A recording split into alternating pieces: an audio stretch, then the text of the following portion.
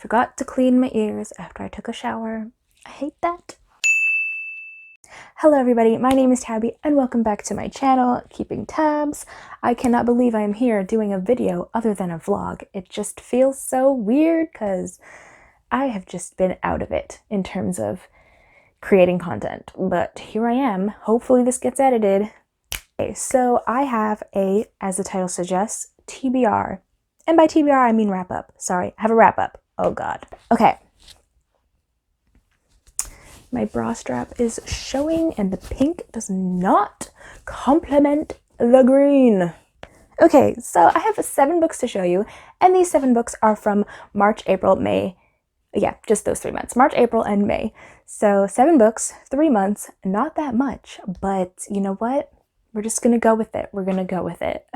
So first in March, I read Lord of the Flies by William Golding, and this is a classic that has inspired so many stories that we know and love, one of them being The Hunger Games, maybe even Battle Royale, the Gone series by Michael Grant, Quarantine by Lex Thomas. Like, so many books have Lord of the Flies essence within them, and so I decided to finally read it, and this is one of the 12 books that I chose to read by the end of 2020, and I am so glad that I read it. I was kind of not intimidated, but like worried about the writing style because this is a classic, and I always like relate classics to like dense, hard to follow writing style.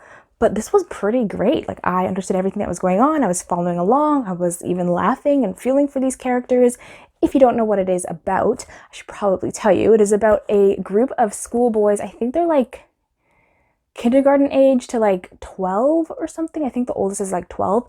And they are on a trip, a plane ride, and the plane crashes and all of the adults die, and a bunch of these kids are the only ones left that survive. And they have to, you know, survive on this island without any adults, and it's pretty crazy. At first they're all excited because they get to do whatever they want, but they're children, so they're afraid of the dark. They don't know what to do in serious situations, like how do you find food, how do you start a fire, how do you do this, how do you do that. They start to form kind of like a hierarchy and jobs for certain kids, like the fire starters, the hunter, and we have Ralph, who is the leader. But because they are kids, things go bad very quickly and people die, and it's just a hot mess all around, and I really enjoyed it. And I also listened to some of it on audiobook, and that was pretty enjoyable as well because they had like some sound effects and like water rushing and stuff like that. So I liked this and I gave it a 5-star. All right, the next book that I finished in March is just I finished Queen of Shadows by Sarah J. Maas, which is book 1, 2, 3, 4, not including the novella, in the Throne of Glass series. And guys, I loved this book. I don't know if I like it more than Air of Fire because Air of Fire had me all through my feels, okay? I loved that book. But this book is amazing. We get so many reveals. We get characters that we have been following for so many books. Finally, not so many, honestly, like since Air of Fire, which is only 1 book, but characters that we know and love starting to meet each other and cross paths, and then you could just see everybody's roads are starting to point to the same direction, and they're all going to end up meeting soon and like working together. They've already met, but like working together, and I'm just so excited about it. I love Adion, how do you say that? Anyways, I freaking love him, but reading this, I don't know what made me think it, but I randomly had this thought that he is not gonna make it to the end of Kingdom of Ash. I don't know why I have this sinking feeling that this guy's gonna die, but he better not die because he is my favorite. I love his loyalty. I love the little bromance that starts to happen between him and Rowan. He needs to live, okay? I don't know why I think he's gonna die, but it better not be true. Please tell me, but like don't, because spoilers. But no, I can't. We also learn about Lysandra and her, you know, something that's I didn't know about her, trying to not spoil, but damn, I love that. There were so many reveals in this book and just everything. Also, Arabin, frick, I really don't like him. He is very slimy and I don't know why. I know he's like in his 40s and he's like pretty young and pretty handsome and has like red hair, but for some reason I picture that old guy from Oliver Twist, and I cannot remember his name. Fagin or something with an F and a gin. He reminds me of him, and he's old and ugly, and that's who I picture as Arabin, even though I know Arabin is good looking. But like, frick man, so gross, especially because he knew Lysandra and Aelin since they were children, and the advances that he makes on Aelin and the things that he has done with and to Lysandra, I cannot. It is disgusting, and I was cheering Lysandra on during that moment. You know the moment, but frick. Did I say how many stars? I'm gonna give it 4.5. I don't know. I'm not good at rating. This is why I don't use Goodreads, but it's a 5-star, but not as high as Airifire's 5-star. Okay? All right. The next book that I read was actually in April, and it is The City of Brass by S.A. Chakraborty, and this is a adult fantasy. It's about this girl named Nari who lives in Cairo and is not well off in terms of money. She gets by scamming people because she does have this ability to sense like illness in people, and she has this ability to sometimes heal them. So she uses that to her advantage and scams people, pretends to be this like all-powerful doctor, and people flock to her to heal their children, heal their blindness, blah, blah, blah. They give her money. So that's how she gets by scamming. Even though she can actually do these things, she's just milking it like hardcore. So one day she's healing this little girl, and to really put on a show, she starts singing a song in a language that only she can speak. And that's another thing that's weird about her. She has this language that she can speak, and she's never heard anybody speak it. So in order to put on a show, she decides to sing a song in this language that nobody knows. And from there, that language and that song awakens a jinn. I don't know how, do you say jinn or jinn? I'm going to say jinn. It just sounds more, you know. She awakens a jinn, and from there, like, everything just gets crazy. She has to run for her life. She has to flee Cairo. She's leaving with this godlike jinn person called a deva, actually. So this is marketed as an adult book, and it is sold in the adult section of my bookstore, but I don't know, the writing style, something about the writing style felt very YA, and I don't know how to like properly explain why it felt like that, but it just did. And there was a little bit of insta-love that I wasn't down for, but I mean, it's okay because I really do like the two of them together, but it would have been nice if that had just, you know, taken a little bit more time to develop, because it does take place over a few months because they're traveling, and I guess within those months that we didn't really see, they grew closer together, but we didn't see that, so it felt insta-lovey. Also, more on the YA thing, usually on the back of books, authors blurb the story, something about the story, and they usually pick authors who are part of the same genre as the book. So I would expect like other adult fantasy authors to blurb this, but the only blurbs that are here are from other YA authors. So that just really made like the whole thing seem YA. But it's still a good book. It's still really good, but it just kind of reads as YA. Not that that's bad, it's just not what I was expecting. Another thing that was a little difficult to get into, and that might be because I listened to some of it on audiobook, is the whole world building and history of this world. Like I said, it does focus on jinn, but there's like the devas who are jinn. Like there's devas and there's jinn, but they're both the same thing. It's just that the jinn call themselves jinn because they follow a specific like king, and the deva still call themselves deva because they still like follow the old royal family, even though they're dead, but they don't want to like conform to the new king or adopt that new name jinn, so they still call themselves deva. And then there's the ifrit, who are jinn that don't have the same powers as like the regular jinn. Like, I don't know, I'm very confused about the devas, the jinns, and the ifrit I kind of understand, like they don't have the full powers, but jinn and deva confused me, very confusing.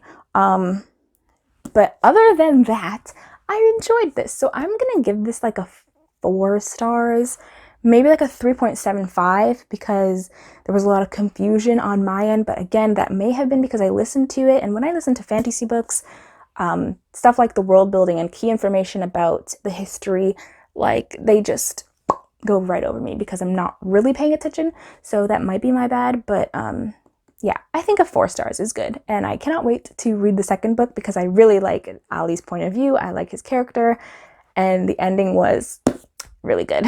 Okay, the second book that I read in April was another favorite, and it's probably going to be in my top 10 favorites of 2020, and it is Harry Potter and the Half-Blood Prince. And I know we all hate J.K. Rowling right now. It's fine. I still love this book. We still love Harry Potter, okay? She cannot take that away from us. This is my first time reading this book, and holy frick, I still don't know if I like Order of the Phoenix better, because I liked the angsty Harry that we got in Order of the Phoenix, and he's still kind of angsty in this, but I freaking loved Harry discovering his feelings for Ginny, because Ginny, I freaking love Ginny, and the injustice that is the movie Ginny. So sad. Movie Ginny is still like cool, I guess, but book Ginny, wow, not even the same person. Love it. There was a scene where Hermione is going on about the Half-Blood Prince notebook or the textbook to Harry, and Harry, it was like during a day where Harry already had enough. He had to deal with a bunch of things that day, and then he comes back to the dorm and Hermione is on his case about the textbook, and Ginny is like, Hermione, just stop, just let it go. And then Hermione says something about Quidditch, and Ginny's like, oh, don't even pretend to know what you're talking about when you talk about Quidditch. You'll just embarrass yourself. I was dying because Ginny and Hermione, they're friends. They're like close. But she stood up for Harry. She shut Hermione down, and I was squealing. I love Ginny so much. I also loved the intense Slytherin vibes. We learned so much about Voldemort that I didn't know. We learned about the Horcruxes, all of the Horcruxes, and where they came from, like the Hufflepuff cup, where that came from, because we know that it was in the safe, like in Gringotts, but like where was it before that? How did Voldemort get that? Now I know. There's just so many things that I tabbed in here, I don't even know where to start. Another thing that I really appreciated was the funeral for Dumbledore. So many cameos in that, like the mer people came out, the centaurs came out, and it was just really nice. And there was a scene where like Harry had to just turn away so that he could start crying, and he didn't want everybody to see. I love Harry so much. He's my child. I freaking love him with all of my heart. Man, that kid, he needs a break. Anyways, this is an obvious, huge, fat 5 stars, and I am kind of scared to read the last book, because then that's it. I will have finished reading Harry Potter for the first time, and it's gonna be sad, and I'm not ready. So yeah, sad. All right, the first book that I read in May was Abaddon's Gate by James S.A. Corey. This is book 3 in the Expanse series, so there's not much that I can say on this without spoiling, but it is an adult fantasy, sci-fi fantasy, what is it called? Space opera. It is so intense. There's a lot of science in here. There's a lot of politics that are very interesting to follow. And the first book is very similar story-wise to Illuminae by J. Kristoff and Amy Kaufman, sorry. Very similar to that story, but like way more intense, way higher stakes, way more players in the game, and just really a lot better, I think. But yeah, this book, I gave it like a 3, maybe like a 2.5, 3 stars, because it felt like a filler book and like a setup for things to come, which isn't always bad. But another thing that I don't always like about these books is that each book has different POV characters that we haven't met in the previous books. The only constant is Holden, James Holden. From the first book, he has been the constant POV. He is the one who's linking all of the stories together. He's the main character, so he's always in the books.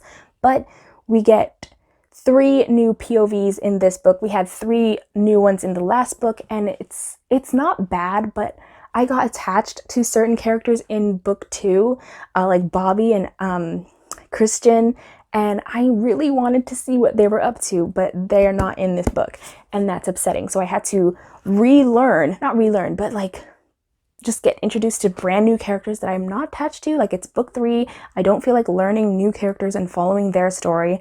But in the end, it wasn't too bad. I really liked the one main girl character in here. Her storyline was like a revenge plot, so that was interesting to follow. But other than that, yeah, like I said, it felt like a filler, so I'm gonna just give it a 3 stars and hope that the next book is better. Okay, the next book that I read in May was The Poppy War by R.F. Kuang, and this is an adult fantasy based on Chinese history, and it follows a girl named Rin who is very poor. She's from the south of this country, and she's a war orphan, so she lives with her aunts and uncle. Actually, are they even related? I don't know, but she lives with these people, and she's about to be married off to some random guy. She's 15 or 14 the very, very, very beginning, and she's about to like be married off to this random guy that she doesn't know, and that's not the life she wants. So she decides to study her butt off so that she can do the keju. I don't know how to say it, but it's like this test where all of these students write, and they try to get into all of these really good schools.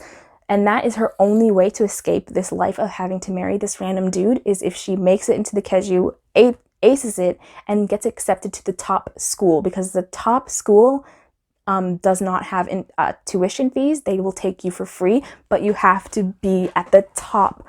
You have to have top scores for the keju. So she studies her butt off, she makes it in, and she goes to this school, the synagogue. From there, she trains physically, mentally, as she needs to be the top of her class, because the first year they wean out the weak, and if you don't make it past the first year, then they'll send you home. So she has a lot of work to put in, because all of these students are rich kids who have been training their whole lives for this. So she has a lot of work to put in, and on top of that, she comes from the south. Her skin is darker, and there's a lot of colorism in this book, in this world, and in the real world. In Asia, there's colorism. So she has to deal with that. It's a lot. And on top of that, she learns that these myths and stories of these gods and shamanism that are told throughout the country, she learns that they're actually not just stories, that there's truth to them. She learns that the gods are real, that the gods are alive, and that she has the ability to, what am I trying to say? Reach them, contact them. Like, she can be a shaman. She can do shamanism. Do shamanism? English, I don't know it. It's a very interesting book. There's lots of layers, there's lots of politics, there's lots of like history and lore that I really, really enjoyed. I think I enjoyed that part more, but then there's a lot of action, like really detailed action, really violent action, and there's a lot of trigger warnings, especially in chapter 21. That is the chapter where everything just, it's bad, okay? So beware, chapter 21, just, okay, it's bad. And I'm talking really bad, like sexual assault, torture, really, really bad torture, really gruesome murder of children, babies, adults, old people, just everything, just bad. It's bad. It's a war. It takes place right before and during a very big war, and war is ugly. Humans are disgusting. I don't even know, like, honestly, I am ready for the next meteor shower to hit us and just wipe us out, because the dinosaurs didn't deserve that, but we do. Humans are disgusting, and it's very, very evident in this freaking book. Disgusting. I love Rin. She's kind of stupid, but relatable, and she's like very, very real. It feels real. The questions that she has, the choices that she makes, it all makes sense to her upbringing and her education now versus when she first started, and I just like it. I like it a lot.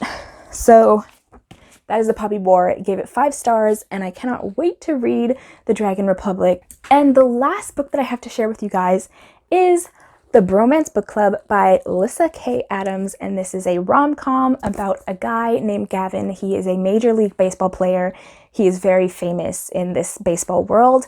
Him and his wife are going through a rough patch, and his wife wants a divorce. So he is very desperate to save his marriage and to save his family. So he and his friends convince him to join this book club where they read these romance novels to try and get an understanding of what women want, because they realize women are the ones who are writing these romance novels, who are writing these ideal guys, so that has to mean that this is what women want. So they join a book club, they form a book club, and it's freaking funny because there are moments in here where Gavin, the main character, is trying out these little moves that he's read in the book, and the wife is like, what are you doing? What are you doing? So it's actually really funny, and like the relationships between Gavin and the other guys in the book club is really funny. I just really like this. It was really fun, really light, really easy, fast book to read. There's really nothing to it. It's just like a funny book. I also liked that there were little chapters of the actual book that they're reading for the book club called Courting the Countess in this book. So there will be like a few chapters of this regular like Gavin story, and then there will be a little snippet of the book that he's reading, and it would align with like what's going on in his life. I also liked that it follows a couple that already know each other and have already been in love and have had a family and all that. So that's kind of different for me, because usually the rom-coms that I read are about people that haven't known each other before. They didn't know each other. They are meeting for the first time, falling in love for the first time. I loved this. I laughed out loud, and I cannot wait to read the second one, which is, oh my gosh, what is it called? Undercover Bromance. And then there's a third one coming out in October, and I'm so excited. So yeah, I need to read more rom-coms because they're not typically my genre, but every time I read one, I love it so much. But then I forget and don't read one for another like few months because it's not my favorite genre. I'd rather read fantasy, but then I read one and it's so good. I don't know if I said how many stars I'm gonna give it. I don't know, like maybe 4 or like maybe 4. Like, I hate rating books. This is why I don't do regular reviews, because I'm not very critical. Like, I just read to have fun. That's not true. Sometimes I do read critically, but like things like this, it's just for fun. All right, everyone, those were the books that I read for March, April, and May. Not a lot, but all were very good, and I enjoyed all of them, and I'm happy with the books that I read. So yeah, let me know if you have read any of these, if you're planning on reading any of these, and talk to me in the comments. Yeah, that's the video. That is it. The end. Thank you for watching. Don't forget to like and comment and subscribe, and I'll see you guys later. Bye.